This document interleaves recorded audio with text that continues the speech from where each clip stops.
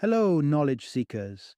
In this episode of 20-Minute Books, we dive into The Future is History by Masha Gessen, a penetrating exploration into Russia's tumultuous relationship with democracy through the lens of its people. This distinguished book embarks on a journey from the fall of the Communist Party to the depths of activism in the Putin era, offering a vivid narrative that explains the emergence of Russia's contemporary brand of totalitarianism. At the heart of this exploration are the personal stories of individuals navigating the complex landscape of post-Soviet Russia, making it not only a historical account, but a deeply human one as well. Masha Gessen, an acclaimed journalist based in New York City, brings an unrivaled depth of knowledge and insight to this subject.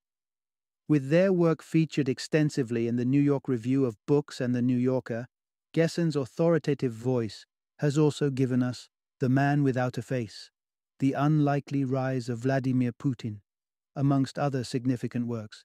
Their first-hand experience and analytical skills make The Future is History a compelling read for anyone looking to understand the intricacies of Russian politics and society. This book is especially relevant for readers who are curious about the inner workings of Russian politics, students delving into sociology and world politics, and history enthusiasts eager to understand the contemporary challenges faced by post-Soviet states.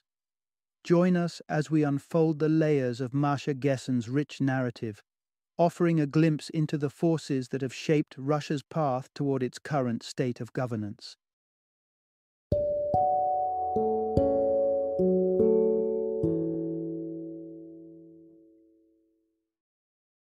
The Future is History: How Totalitarianism Reclaimed Russia. Introduction. Understanding Russia's complex path from past to present. Is history merely a cycle, forever spinning us into familiar patterns of triumph and failure?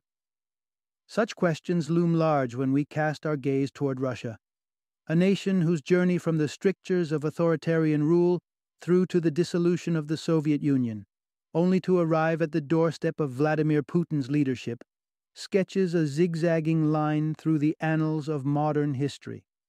The story of Russia's current state is not just a tale of political shifts, it's a story deeply entwined with the collective consciousness of its people and their grasp, or lack thereof, on their nation's own past. For those peering into the intricacies of Russian society, the emergence of Putin's regime after such a significant ideological overthrow might seem perplexing. Yet, a closer inspection reveals a crucial clue: the absence of a widespread, in-depth understanding of Russia's historical and sociological landscape. This gap in knowledge, seemingly inconsequential at first, has paved the way for the re-emergence of totalitarian leadership. In this exploration, we'll uncover some startling realities that marked Russia's transition during the 1990s, see how popular culture reflects deeper societal currents, and delve into the bizarre ways in which ordinary objects can become ensnared in political symbolism. We'll recount tales of desperate measures taken by some Russians to secure money and food in the grim vista of the 1990s, a time when economic hardship and social turbulence turned daily survival into a fierce battle. This period, ripe with stories of struggle and compromise, serves as a stark reminder of the human cost of rapid political and economic transitions.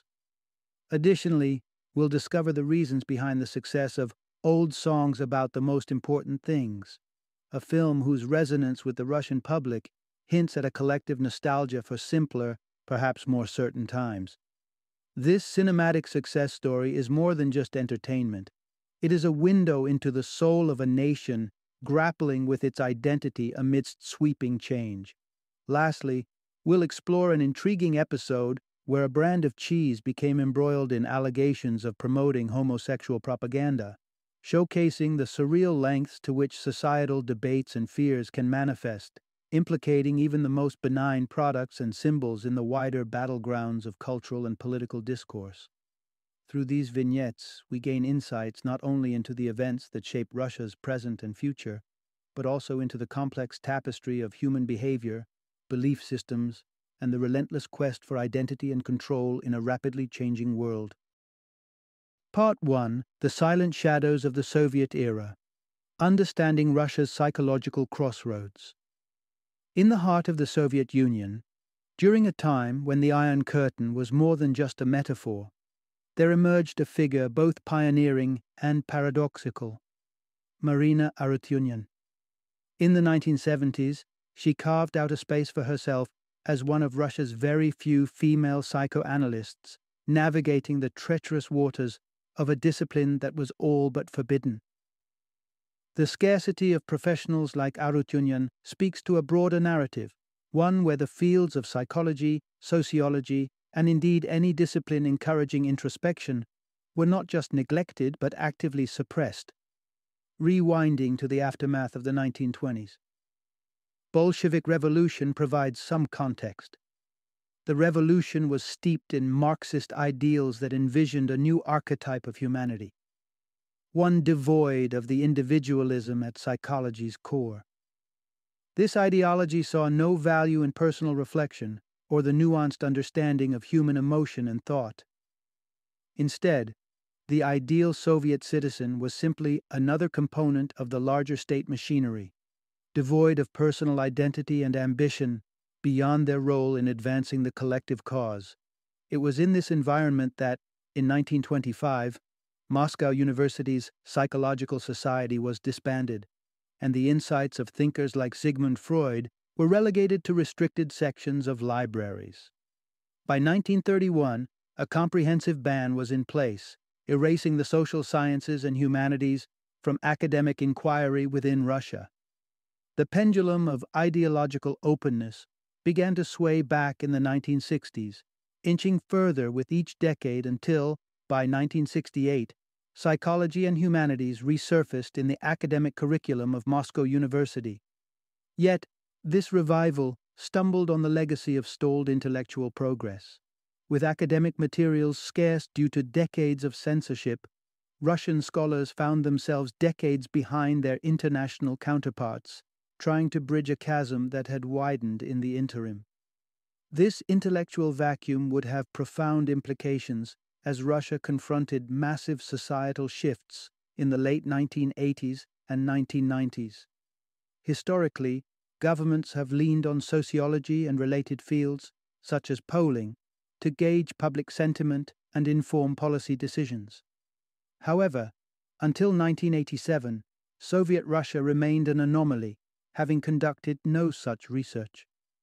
Even the initial forays into polling were hampered by a lack of baseline data and an understanding of how to craft meaningful questions.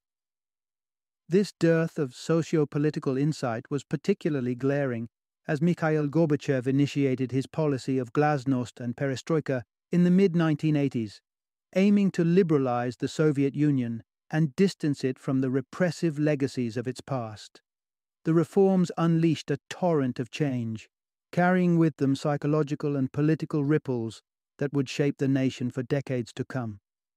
At a moment when understanding the psyche and sentiments of the Soviet citizenry was crucial, leaders found themselves navigating in the dark, guided by little more than intuition and ideology. Marina Arutyunyan's pioneering work was a beacon in these murky waters, hinting at the depths of introspection and understanding that lay unexplored beneath the surface of Soviet society. Yet, as Russia stood on the precipice of radical transformation, the absence of a well-developed discourse on individual and collective psychology marked a critical weakness, rendering the nation ill-prepared for the uncharted territories of psychological and societal change it was about to encounter. Part 2: Navigating the New Russian Identity Amidst Political Upheaval. As the winds of change, the perestroika, began to sweep across the Soviet Union in the late 1980s under Mikhail Gorbachev's leadership, an immense task lay ahead: understanding and remolding the Soviet psyche for a new era. Alexander Nikolaevich Yakovlev, dubbed Gorbachev's chief ideologue, found himself at the heart of this monumental challenge. Tasked with fine-tuning the details of perestroika and rallying the Soviet population around these reforms, Yakovlev faced an uphill battle amidst a government riddled with opposition and self-interest.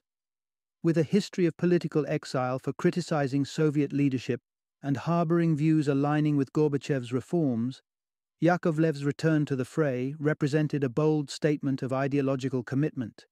Yet, despite this shared vision, the path to remaking the Soviet Union was littered with obstacles. Government officials, many of whom had climbed the political ladder over decades, viewed perestroika with skepticism, if not outright hostility, fearing the loss of power and influence. Others, like Boris Yeltsin, saw in the reforms an opportunity to further their ambitions, leveraging support for perestroika for personal gain rather than genuine ideological alignment. Amidst this tumultuous landscape, the newly established Center for Sociology began its quest to understand and forge the new man for a post-perestroika Russia. The pivotal question at the center of their efforts was, who is today's Homo Sovieticus? This inquiry aimed to gauge whether the Soviet citizen, much like the state itself, had evolved in recent years. In 1969, Russian journalist Andrei Amalrik had provocatively questioned whether the Soviet Union would survive until 1984, suggesting its downfall due to a lack of a unified, compelling belief system to replace Marxism or the Russian Orthodox Church. This sentiment echoed through the halls of the Center for Sociology as it embarked on one of its first public polls in 1988. The findings were startling. A mere 5.6% of the population continued to see Marxism or Leninism as the arbiter of truth, with the younger generations showing a pronounced shift towards individualistic values over communal communist ideals. These early signals seemed to herald the demise of Homo Sovieticus, marking a significant departure from the identity forged under the Soviet regime. Yet, as the Soviet Union teetered on the brink of dissolution, the reality of this transformation proved far more complex than initial polling suggested. The journey to redefine the Russian identity was only beginning, unfolding against the backdrop of a crumbling communist party and a nation in search of its place in a rapidly changing world. This period of profound uncertainty and reinvention set the stage for a struggle to reconcile past legacies with the aspirations and realities of a new Russian era. Part 3. The Precipice of Change. Russia's Descent into the Hands of Authority. On a fateful day, the 19th of August 1991, the Soviet Union found itself on the brink of irrevocable change. A tense standoff unfolded between Boris Yeltsin and a group led by Gorbachev's vice president, Gennady Yanayev. Over 3 days of crisis, Gorbachev was effectively held hostage in Crimea, marking a turning point that would lead to the dissolution of a superpower and a seismic shift in global politics. In an unforeseen twist, upon his return, Gorbachev made a stunning move. He disbanded the Communist Party, an institution that had been the bedrock of Soviet power for decades. This act heralded the end of an era and paved the way for Boris Yeltsin's ascendancy to power, leaving the nation reeling in a torrent of uncertainty and turmoil. In the wake of this political upheaval, the territorial integrity of the former Soviet Empire came under intense debate. Nations around the Baltic Sea, like Lithuania, were caught in a struggle for independence, while regions such as Kaliningrad wished to align with the emerging Russian Federation. Amidst this identity crisis, the remnants of the Soviet infrastructure, from the use of rubles to Soviet passports, contributed to a deepening sense of confusion about the future of Russia and its erstwhile territories. This period of rapid transition also witnessed the legalizing of private commerce and a frenzy of privatization, thrusting the economy into a state of flux. The Russian populace found themselves navigating a landscape where the past was irretrievably gone, yet the future was shadowed in uncertainty. The psychological and emotional strain of this transition was immense, laying fertile ground for the rise of an authoritarian figure. Erich Fromm, a renowned psychologist, outlines a scenario wherein sudden exposure to uncertainty can push citizens toward authoritarianism, This longing for a figure of authority derives from a desperate need to regain a semblance of stability and direction, a desire for someone to make decisions in a world that has become dizzyingly incomprehensible. This dynamic, observed in the aftermath of World War I in Germany, bore striking similarities to the situation unfolding in 1990s Russia. As societal structures disintegrated and the old certainties vanished, the Russian people stood at a crossroads, facing the vast unknown. While some saw in this moment unbounded possibilities, others grieved the loss of a predictable future. In this climate of fear, uncertainty, and longing for direction, the stage was set for an authoritarian leader to emerge, someone who could promise the reassurance of order in the chaos, appealing to the deep-seated human instinct for security in the face of overwhelming change. Part 4. Shattered Illusions: The Stark Realities of Post-Soviet Class Divide. The dissolution of the Soviet Union brought about an era of profound transformation within Russia, introducing societal dynamics that were previously alien to its citizens. Among these was the emergence of conspicuous wealth and poverty, crafting a landscape of stark contrasts and catalyzing feelings of inequality and resentment on an unprecedented scale. In the days of the Soviet Union, there existed an implicit pact of mutual pretense. The populace feigned productivity, and the government feigned adequate compensation. This facade of uniformity masked the underlying disparities, allowing for a semblance of equality. However, the advent of private commerce in the early 1990s, accompanied by the legal recognition of private wealth, peeled back the veneer of egalitarianism, exposing the populace to the realities of economic stratification for the first time.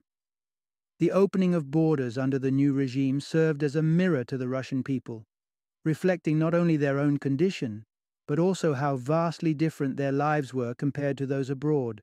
Such revelations bred feelings of poverty and deprivation among many, emotions that were unfamiliar in the Soviet era due to the state's control over information and strict norms against displaying wealth. The evisceration of these norms left the population grappling with newfound sentiments of envy and bitterness, as a minority reveled in ostentatious displays of wealth, driving expensive cars and adopting lavish lifestyles. This flaunting of prosperity was not just a departure from the past, it was a direct affront to the collective ethos of Soviet society, creating visible rifts that went beyond mere economics, embedding class distinctions deeply within the fabric of Russian society. In this new Russia, governance itself became a vehicle for inequality. The decentralization that marked Boris Yeltsin's presidency included the appointment of regional leaders, like mayors, based not on merit but on recommendations from Yeltsin's staff. This haphazard allocation of leadership roles furthered the chasm between the affluent and the impoverished, as some regions saw their fortunes skyrocket while others plummeted into despair. Boris Nemtsov's mayoral appointment to Nizhny Novgorod, Russia's third-largest city, epitomizes this disparity.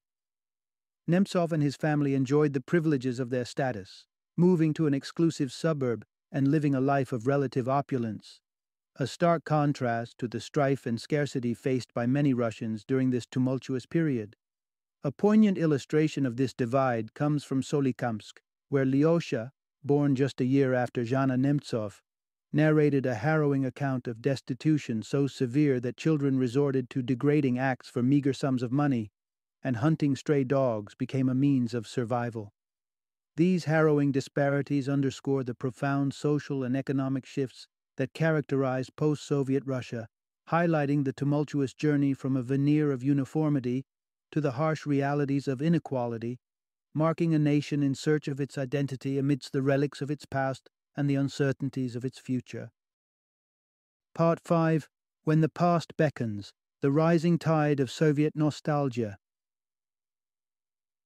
During Yeltsin's turbulent reign, Boris Yeltsin's presidency, marked by a fervent push towards transparency and accountability, sought to unveil the hidden atrocities of the Soviet era, a mission fraught with complexities and unanticipated consequences. Tasked with this delicate endeavor was Alexander Nikolaevich Yakovlev, a former colleague of Gorbachev who soon found himself wading through a quagmire of historical horrors that seemed almost too surreal to share with the public. The revelations, including bizarre episodes like Stalin's aides turning the grim task of processing execution documents into a macabre race, painted a picture of a time riddled with inexplicable cruelties. However, many of these shocking disclosures remained largely under wraps, leaving the vast majority of Russians in the dark about the full extent of their nation's troubled past. As Yeltsin grappled with the ghosts of Soviet history, another shadow loomed large over his administration: the war in Chechnya. The conflict, which began as a separatist uprising in 1994, quickly metastasized into a quagmire that tarnished Yeltsin's leadership. With casualty figures rising and no clear end in sight, the Chechen War eroded the public's faith in Yeltsin, fueling disillusionment and a longing for days gone by. It was against this backdrop of political strife and societal unrest that a poignant wave of nostalgia for the Soviet era began to swell. The New Year's Eve of 1995 marked a turning point in this collective yearning for the past, as Russia's main public television station broadcast old songs about the most important things. This film, an unabashed tribute to the propaganda musicals of the Soviet golden ages of the 1930s and 1950s, struck a chord with the Russian populace. Through its portrayal of characters immersed in the simplicity and joy of Soviet life, serenading each other with traditional songs and reveling in the glory of bygone days, the film offered an escape from the grim realities of contemporary Russia. Its lack of conflict or worry provided a stark contrast to the grim narrative unfolding across the nation, resonating deeply with a populace wearied by years of instability and disappointment. The film's success was immediate and overwhelming, with its soundtrack becoming a ubiquitous presence and prompting the production of 3 sequels.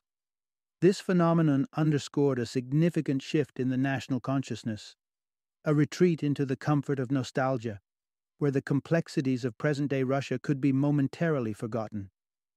For many Russians, the hollowed-out allure of a simpler Soviet past, untouched by the realities of repression and atrocity, became a refuge.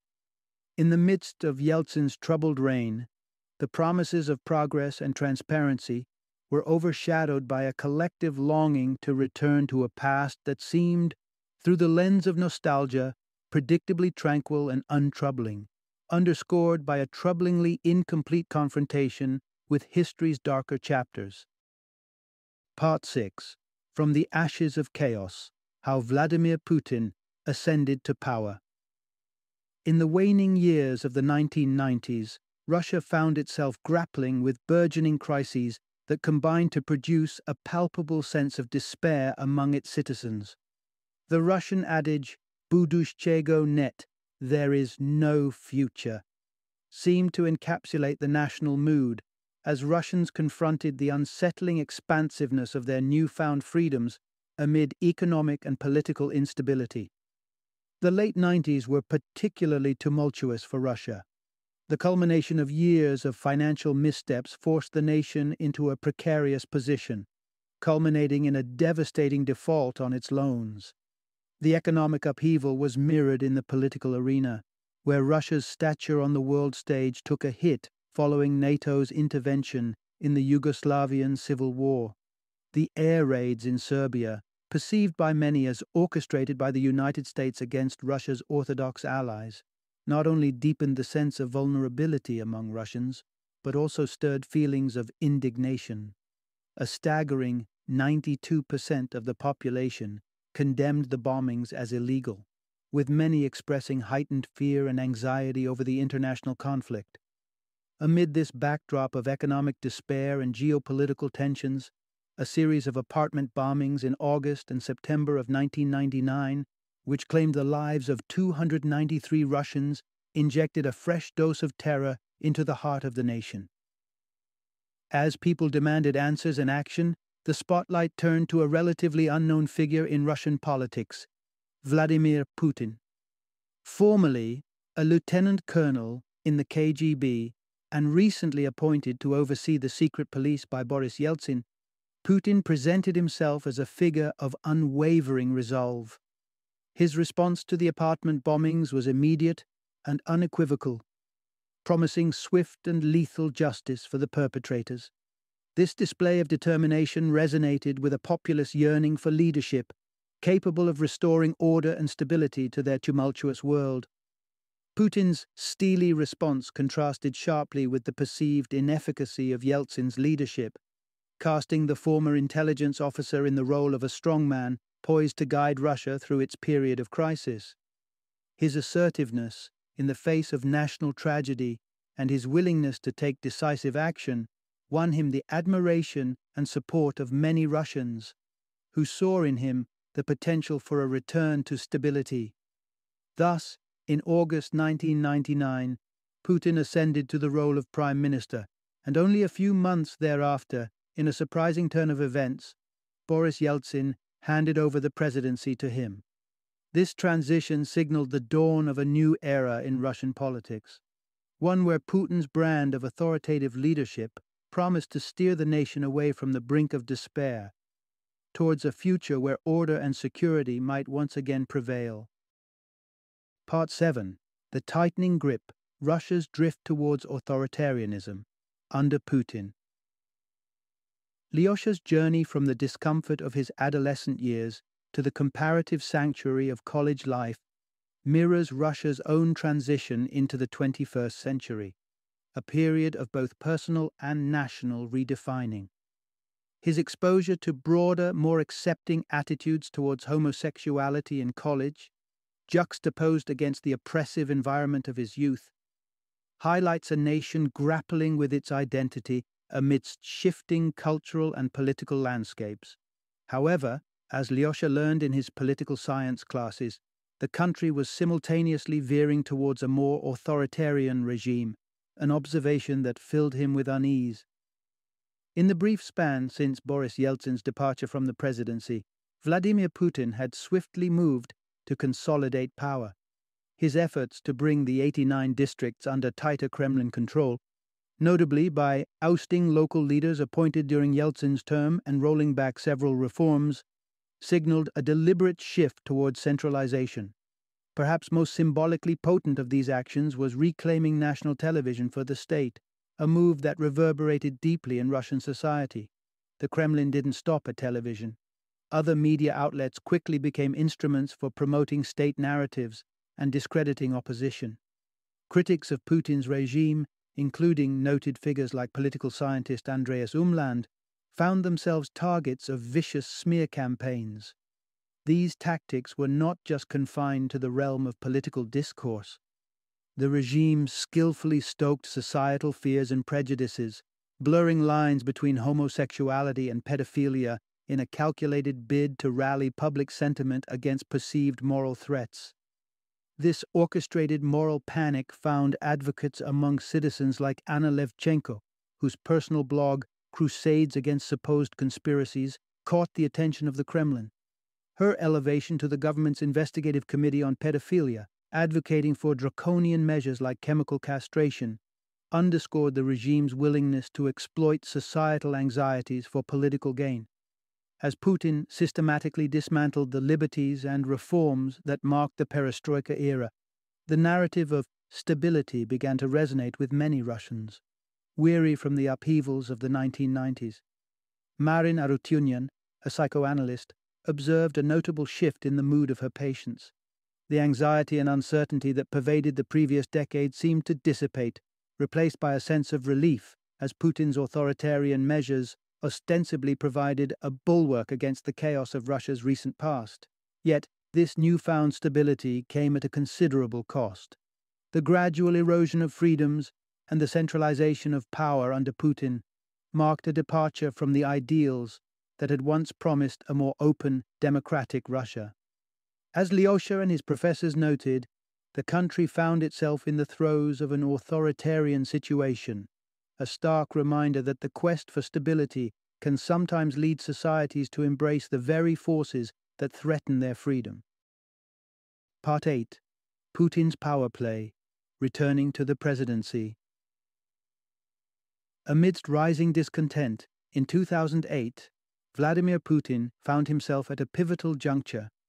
Having served 2 consecutive terms as president of Russia, the nation's constitution mandated that he step down. Yet, Putin's political journey was far from over as he transitioned to the role of prime minister, a maneuver that raised eyebrows among critics who saw it as a circumvention of the democratic process, albeit one that did little to tarnish his popularity. In fact, public opinion polls at the time placed him among the greatest Russians of all time, a testament to his enduring influence. However, this reverence for powerful figures wasn't confined to Putin alone. Surprisingly, Joseph Stalin's legacy, once marred by the atrocities of his regime, seemed to undergo a rehabilitation in the eyes of some Russians. From a meager 12% favorability in 1989, Stalin's popularity surged to the point where he was ranked the third greatest Russian in a 2003 poll. This shift alarmed sociologists and reflected a broader cultural trend that conflated greatness with sheer power, a mindset that unsettlingly extended admiration to historically divisive figures such as Napoleon and Hitler. Amid this complex backdrop of nostalgia and power worship, concerns were mounting over Putin's apparent disregard for constitutional safeguards and the gradual erosion of civil liberties.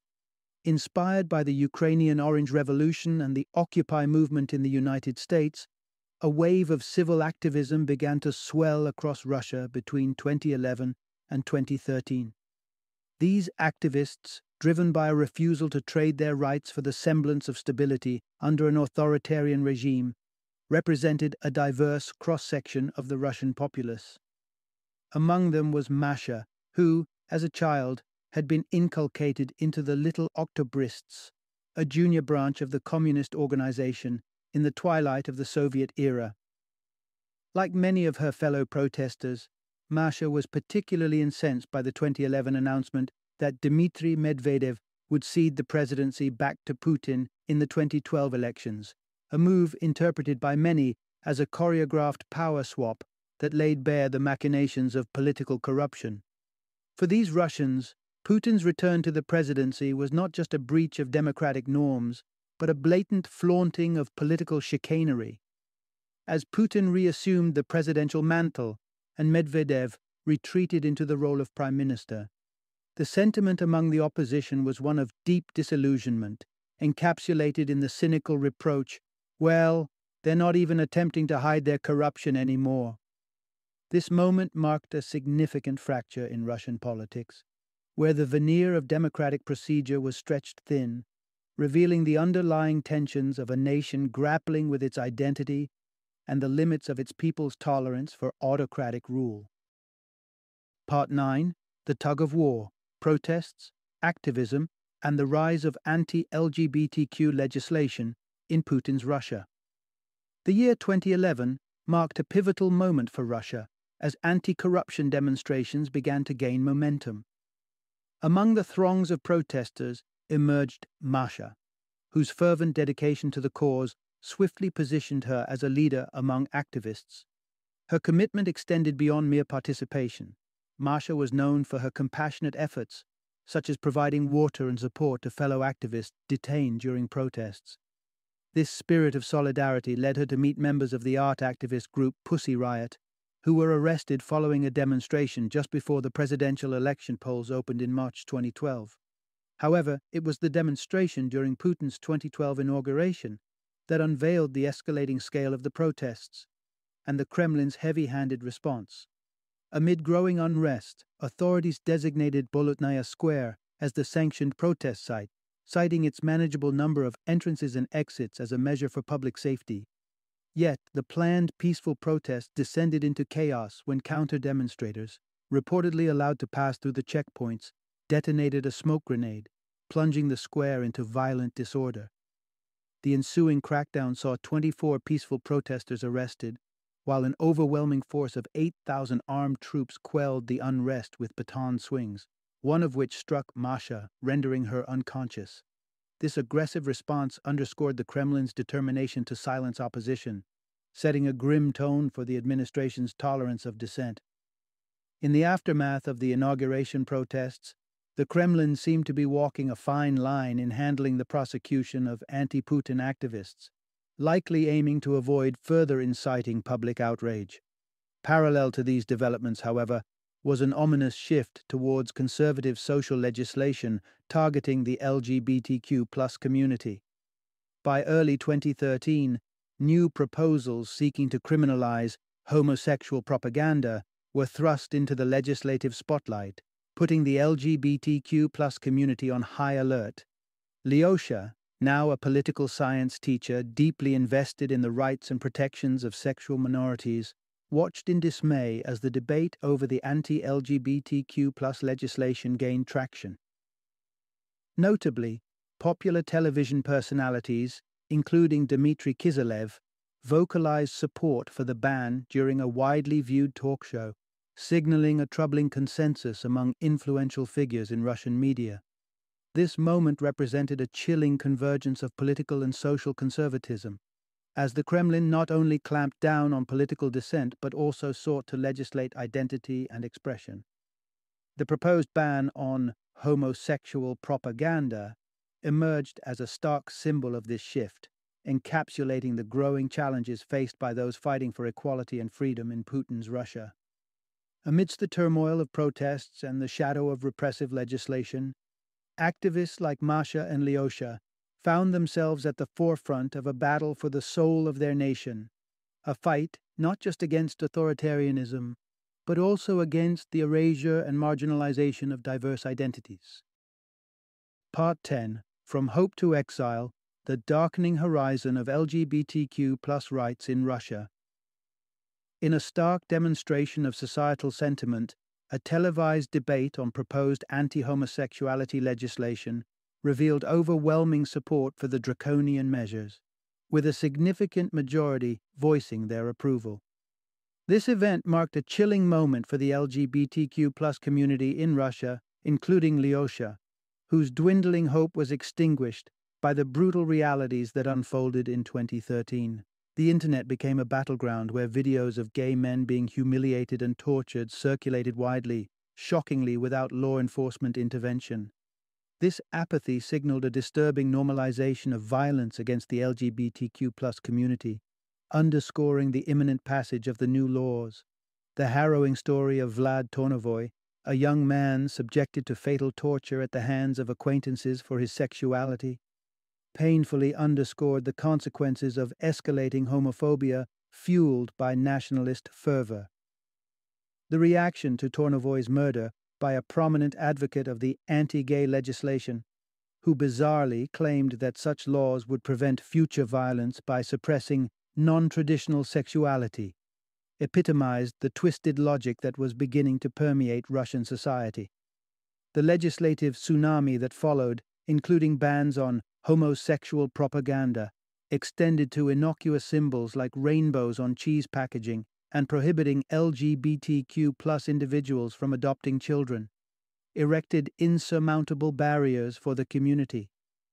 Lyosha, a political science teacher and a beacon of support for those targeted by these laws, found himself under unnerving surveillance at his workplace, a prelude to an untenable situation that forced him to leave Russia.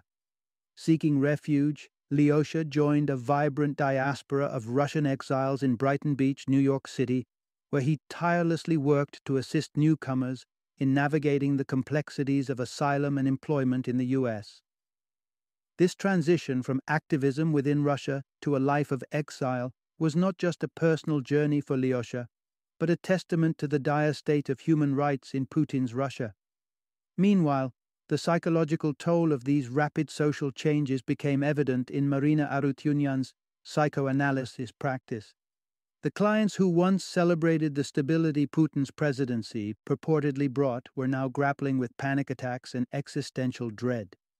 The fabric of society, once falsely unified under the guise of stability, was unraveling, revealing deep-seated fears and uncertainties.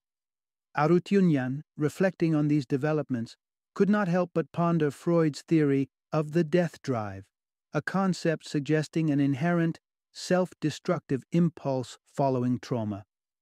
As she witnessed the collective anguish of her clients and the broader societal upheaval, Arutyunyan contemplated a haunting question.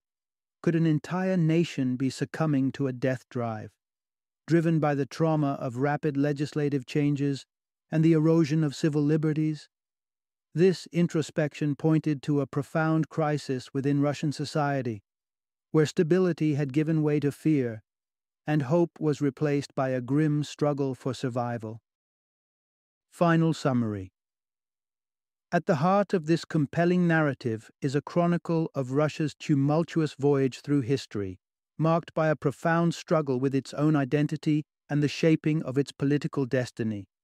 The Soviet Union's long-standing isolation from global discourse and its deliberate exclusion of social psychology and self-reflection from educational doctrines left its citizens ill-equipped to navigate the psychological and societal complexities that emerged in the wake of communism's collapse. This foundational void in self-understanding and critical societal insight set the stage for a nation grappling with the sudden onslaught of uncertainty and instability. Such vulnerability paved the way for the rise of Vladimir Putin, an autocratic leader who has adeptly capitalized on Russia's longing for stability and order. Through cunning manipulation and oppressive strategies, including the deployment of anti-LGBTQ+ rhetoric and laws as a political tool, Putin has tightened his grip on power, steering Russia on a precipitous path away from the ideals of democracy. Under Putin's rule, Russia has witnessed a disturbing resurgence of authoritarianism, with the government implementing draconian laws targeting the LGBTQ+ community, stifling dissent, and eroding fundamental freedoms. These developments signal a perilous trajectory towards an increasingly totalitarian state, where the echoes of the Soviet era resonate with alarming clarity in the present day. This narrative not only chronicles the intricate dance between power and identity in post-Soviet Russia, but also serves as a cautionary tale about the fragility of democracy and the ever-present shadow of autocracy.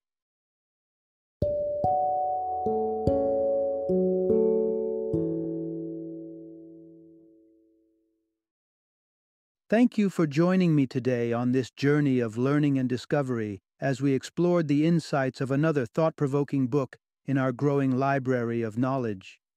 If you've enjoyed our time together, please take a moment to follow our podcast, give us a 5-star rating, and share 20-minute books with other knowledge seekers. Your support truly means a lot. Don't forget to join me again in the next episode, where we will delve into another enriching book. Until then, happy reading and happy listening.